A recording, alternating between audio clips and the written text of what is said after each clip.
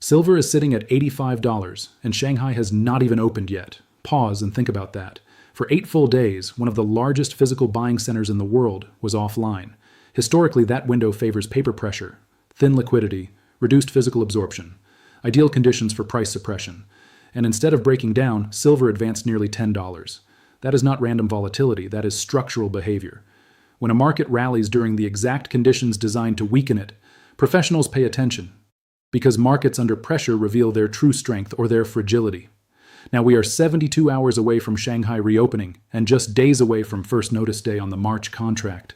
Registered inventories are tight. Managed money positioning is not extended. Gold is signaling broader monetary stress. This is not noise. This is a convergence. The next move will not be about hype.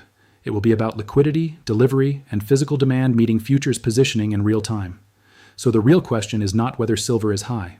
The real question is, what happens when the largest physical buyer returns to a market that already moved without it? Silver's move from $75 to $85 during the Shanghai market closure is not just a price increase. It is a structural signal. For years, periods of reduced physical participation from Eastern markets, particularly during Lunar New Year, have created predictable liquidity gaps. When Shanghai closes, one of the largest physical buying centers temporarily steps away. That absence reduces immediate physical absorption of sell-side pressure in global markets. Historically, that environment has allowed concentrated futures activity to exert outsized influence on spot pricing, especially in silver, which trades heavily in paper volume relative to its physical float. This time, the expected playbook did not produce the expected result. Instead of price suppression, silver advanced nearly $10 during what many consider the cleanest window for downside engineering. That demands analytical attention. When a market rallies under conditions designed for weakness, it suggests that underlying demand is absorbing supply more aggressively than modeled. It also suggests that liquidity on the sell side may not be as deep as it appears on the surface. The critical factor here is the difference between paper positioning and physical tightness. Futures markets can temporarily influence price discovery, but sustained directional moves require structural backing. If concentrated selling during a low liquidity window cannot push price below support, that indicates that bids are stepping in consistently, whether from commercial hedgers, industrial participants, sovereign accumulation, or longer-term capital that is insensitive to short-term volatility. Another element worth examining is the failure to break below prior support levels. In technical terms, markets that are vulnerable tend to violate structure when presented with optimal pressure conditions. Silver did not. Instead, it respected prior levels and rotated higher. That type of behavior reflects resilience, and resilience in commodity markets often precedes repricing phases.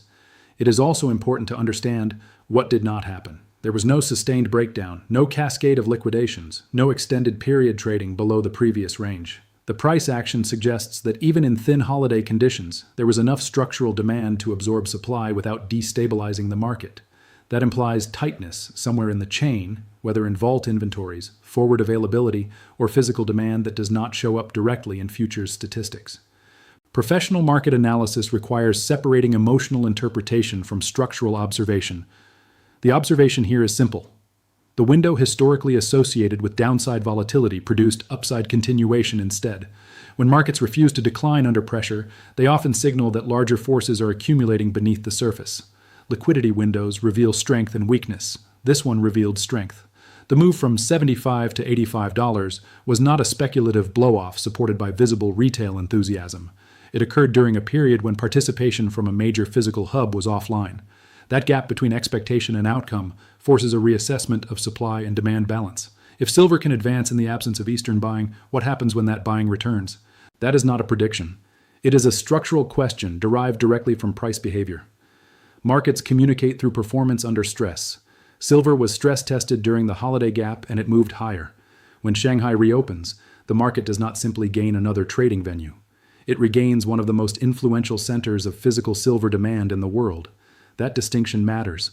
Western pricing is heavily driven by futures markets, algorithmic liquidity, and leveraged positioning. Shanghai pricing, by contrast, reflects a deeper layer of physical settlement culture where delivery, premiums, and real metal flows carry greater weight. When that engine comes back online after an 8-day pause, it has the power to either validate the recent price advance or quietly challenge it. Before the holiday, physical buyers in Eastern markets were reportedly paying premiums of $9 to $10 over Western spot prices. That premium is not decorative. It represents urgency. It reflects a willingness to secure physical supply above quoted paper prices, often because local demand exceeds immediately available inventory. Premium expansion historically signals tightness. Premium compression signals balance or demand hesitation. So the first data point that matters on reopening is not the headline spot price. It is the premium difference between Shanghai and Western markets. Consider the positioning dynamic. Eastern buyers left when silver was near $75. They returned to a market trading at $85. That is a meaningful repricing in a short window. The question becomes, do they absorb supply at these higher levels, or do they step back and allow price to stabilize? If premiums widen further upon reopening, that suggests physical demand is not sensitive to short-term price changes. It means buyers are prioritizing access to metal over short-term valuation concerns. That kind of behavior supports structural continuation. If premiums compress, it tells a different story. It may indicate that holiday spending tightened liquidity domestically, that buyers are more selective at higher prices, or that inventories locally are not as constrained as previously thought. Premium compression would not automatically reverse the structural case, but it would signal that the immediate post-holiday surge many anticipate is not materializing at full force. Another dimension to watch is cross-market movement. When significant premium gaps open between East and West, traders respond. Metal flows toward the higher bid. That process affects vault inventories, forward spreads, and delivery dynamics. If Shanghai premiums widen sharply, it can accelerate the flow of physical metal eastward, tightening Western registered stocks further. If premiums narrow, that pressure eases and inventory drawdowns may slow. The reopening also reintroduces liquidity during a sensitive calendar window. With first notice day approaching, the relationship between Eastern physical demand and Western futures positioning becomes more critical. A market already repriced higher without Shanghai participation now faces the return of its largest physical buyer base. That creates a potential turning point. Markets rarely move in straight lines, and reopening events often test conviction on both sides. The key is to observe behavior, not assume it. Does Shanghai reopen with aggressive buying that sustains or expands the premium structure? Or does price discovery stabilize as buyers reassess higher levels? That single spread between Eastern and Western pricing will communicate more about silver's structural condition than any headline. The focus now shifts to a more technical but far more consequential variable: the relationship between COMEX registered inventory and March delivery exposure. This is where price narrative meets balance sheet reality. Registered inventory represents metal that is warrant issued and immediately available to satisfy futures delivery claims. It is not theoretical supply. It is the portion of vault stock legally positioned for settlement. When that number declines meaningfully over time while open interest remains elevated, the ratio between available metal and outstanding claims becomes tighter. Over recent months, registered silver inventories have reportedly declined from roughly 200 million ounces to below 90 million ounces. That is not a marginal shift, that is a structural contraction in deliverable supply. A sustained average drawdown of approximately 20 million ounces per month signals consistent removal rather than random movement. Whether that removal reflects eastward physical flows, sovereign accumulation, industrial demand, or private vault transfers, the net effect is the same. The buffer available for future settlement narrows. Now layer in the calendar. First notice day for the March contract is February 27th. This is the moment when contract holders must either roll forward or stand for physical delivery. Historically, silver delivery rates average around 4.9% of open interest. Under that baseline, current registered stocks could technically absorb normal delivery behavior. That is the calm interpretation. It assumes the present resembles the past. But recent delivery data suggests deviations from historical norms. Front-month delivery rates have spiked in certain recent periods, with a much higher percentage of contracts standing for metal rather than rolling. That shift changes the risk profile. If participants are increasingly using futures contracts as a pathway to secure physical supply rather than as instruments, the historical average loses predictive value. This is where the math becomes compelling. If open interest remains elevated into first notice day while registered inventory remains compressed, the margin for error shrinks. Markets do not need a full depletion event to experience stress. They only need the perception of imbalance. Even the appearance of tightness can widen spreads, increase volatility, and alter positioning behavior across the curve. There is also a behavioral layer. When inventories decline steadily, market participants monitor that trend. Industrial users who rely on consistent supply may choose to secure metal earlier. Large holders may decide not to roll forward, If confidence in forward availability weakens, each incremental decision compounds pressure on the system. At the same time, it is important to acknowledge that exchanges have mechanisms. Contract rule adjustments, position limits, and cash settlement options have historically reduced the chance of delivery disruptions. The existence of these tools reduces the probability of disorderly outcomes, but their presence does not eliminate tightening dynamics. It merely influences how they are managed. What makes this period notable is the convergence of declining registered inventory, elevated open interest, and a reopening Eastern market potentially reactivating physical demand. When supply buffers thin while claims remain high, the system becomes more sensitive to incremental changes. That sensitivity is what professionals watch. Not headlines, not sentiment, but the ratio between metal available and obligations outstanding. One of the most misunderstood aspects of this rally is who is actually driving it. When silver pushes higher, the immediate assumption in mainstream coverage is speculative excess, hedge funds piling in, momentum traders chasing, retail enthusiasm peaking. But positioning data tells a more detailed story. The CFTC Commitment of Traders report, which breaks down futures positioning by participant category, shows that managed money net long exposure has been sitting at historically subdued levels relative to prior cycle peaks. That matters more than most realize. Market tops do not form in under-owned markets. They form when participation is crowded, when leverage is extended, and when incremental buyers are scarce because nearly everyone who wants exposure already has it. In those environments, upside becomes fragile. Any shift in sentiment can trigger liquidation because positioning is stretched. That is not the profile currently visible in silver's managed money positioning. If the rally from the low 60s to $85 occurred while institutional capital remained relatively restrained, it suggests that the move was not purely leverage-driven. Instead, it may reflect commercial positioning shifts, physical market influence, or strategic allocation rather than short-term momentum chasing. That distinction changes the risk picture. A rally fueled by extreme leverage is vulnerable to sharp reversals. A rally built on structural demand and underweight positioning can extend further if new capital rotates in. Consider the implications of historically low-managed money net longs. If macro conditions continue to favor hard assets, whether through inflation persistence, currency repricing, or geopolitical risk, portfolio managers who are currently underexposed may feel pressure to rebalance. Institutional capital typically does not move all at once. It reallocates gradually, often after confirming trend persistence. If that rotation begins from a relatively light base, the incremental buying pressure can amplify price movement. There is also a psychological element. When markets recover sharply after a decline, as silver did following the January drop, many participants hesitate to re-enter immediately. They wait for confirmation, consolidation, or pullbacks. If price continues to hold elevated levels without speculative overcrowding, it creates a feedback loop where sidelined capital begins to reassess risk and reward. It is important to emphasize that subdued managed money positioning does not guarantee continuation. Markets can stall even with low exposure. However, it removes one of the classic late-cycle warning signs. Without excessive leverage concentrated on one side of the trade, downside vulnerability tied purely to positioning imbalances is reduced. Professional analysis requires separating price level from positioning structure. $85 may appear elevated relative to recent history, but if participation is not stretched, the market cannot be classified as overheated. That difference is critical. Markets often experience their most sustainable advances when positioning begins from skepticism rather than enthusiasm. If silver's rally has unfolded while much of institutional capital remains cautious, the door remains open for additional allocation should macro and structural conditions continue to align. Gold trading at elevated levels is not simply a metals headline, it is a signal about the broader economy. When gold reprices sharply higher across multiple currencies at the same time, it reflects more than isolated commodity demand. It signals currency debasement pressure, declining real purchasing power, and capital-seeking protection outside the traditional financial system. If gold is strengthening not only against the dollar, but also against the euro, pound, yen, and franc simultaneously, that suggests a broader loss of confidence in monetary policy rather than a simple dollar weakness story. This matters directly for silver.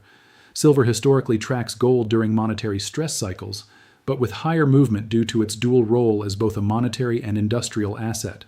When gold moves first, silver often follows with amplified volatility once capital rotation broadens.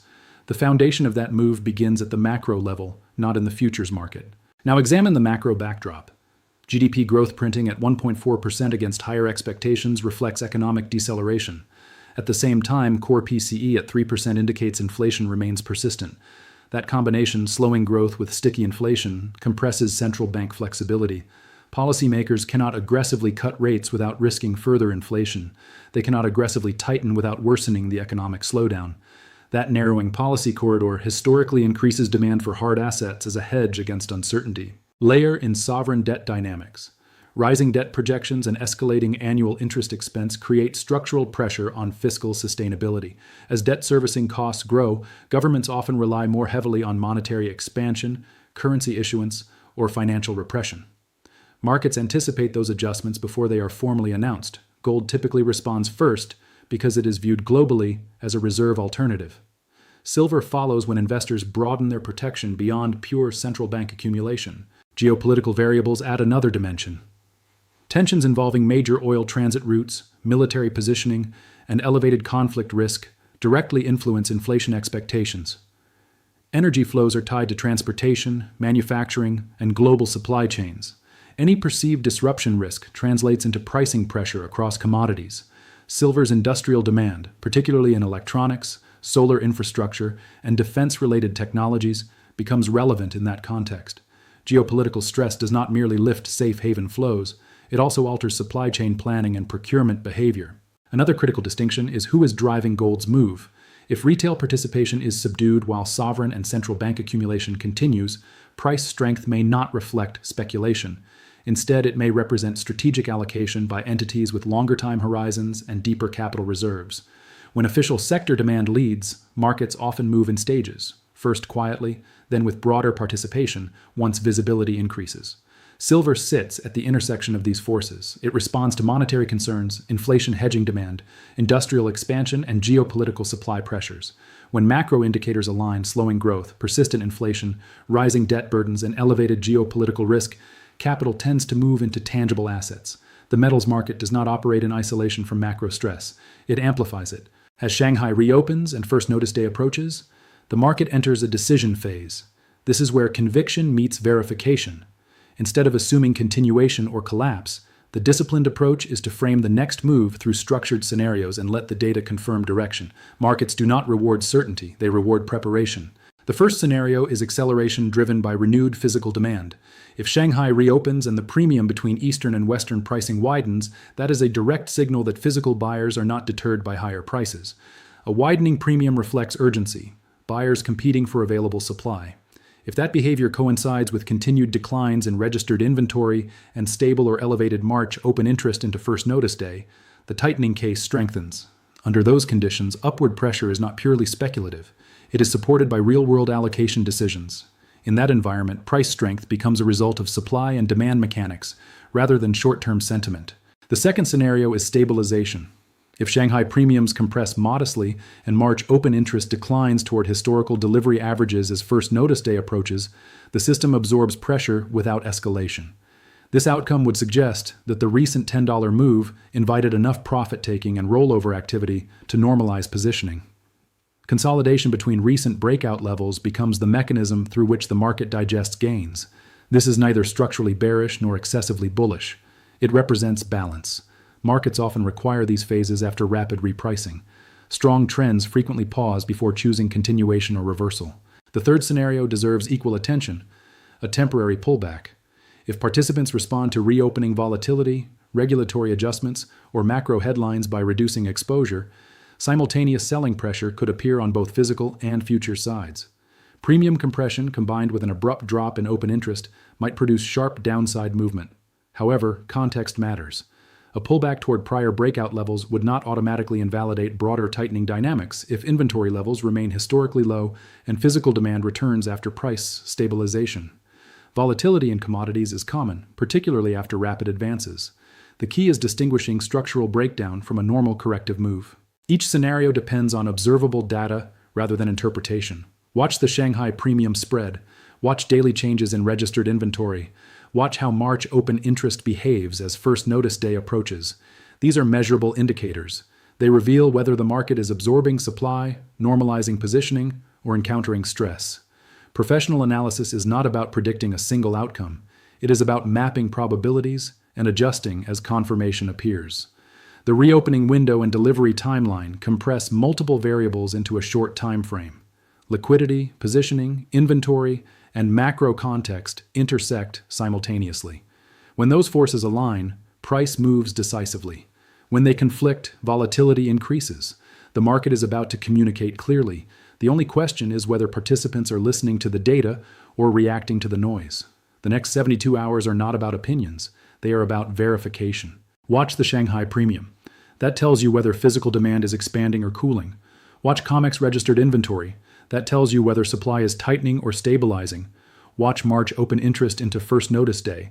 That tells you whether contracts are rolling or standing. Everything else is commentary. Silver at $85 without Eastern participation already forced the market to show its hand once. Now the second test begins. Either physical demand confirms this move, or the market consolidates and resets before the next leg. Disciplined investors do not guess. They observe structure. They measure positioning. They respect risk. The data is public. The numbers are verifiable. The market will speak. The only decision is whether you are reacting to headlines or reading the market in real time.